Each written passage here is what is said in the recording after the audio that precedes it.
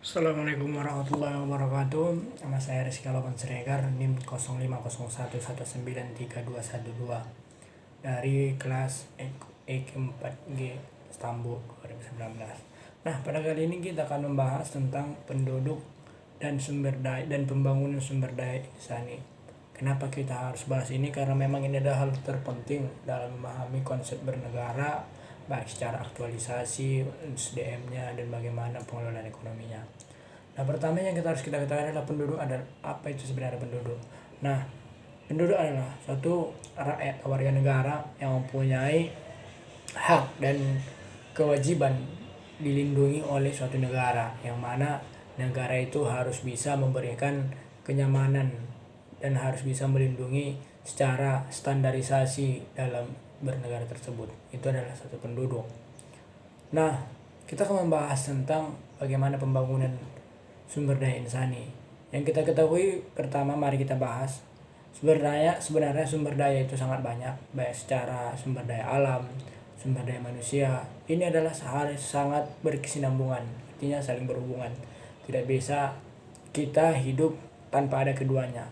Ada saja dia sumber daya alam, tidak ada sumber daya manusianya, tentu ini tidak menjadi suatu lingkaran hidup yang sesuai dan memang saling membutuhkan.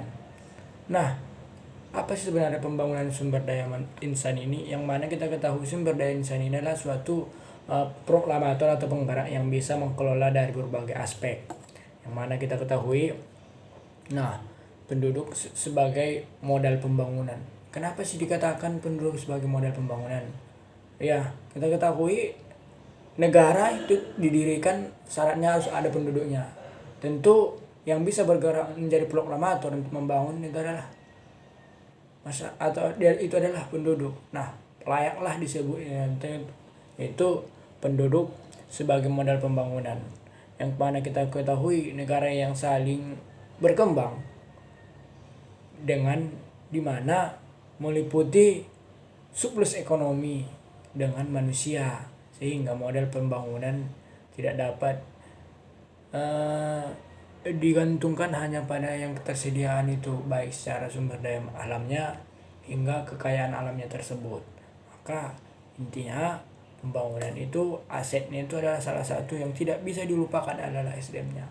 Maka jika negara itu begini berkembang, maka SDM-nya atau sumber daya manusia atau yang katakan dengan penduduk ini harus diperbaiki. Maka perlulah pemerintah menyediakan sarana prasarana untuk pengembangan sumber daya manusia, baik itu sekolah mulai dari SD hingga S1, S2, S3-nya, sehingga ketika SDM-nya sudah baik, maka insya Allah negaranya akan berkembang dengan ilmuwan-ilmuwan yang sudah dididik dan dilatih untuk menjadi seorang proklamator di dalam pembangunan tersebut, sehingga negara tersebut bisa berproses dari negara miskin hingga negara berkembang dan akhirnya dia bisa menduduki posisi paling tinggi negara maju.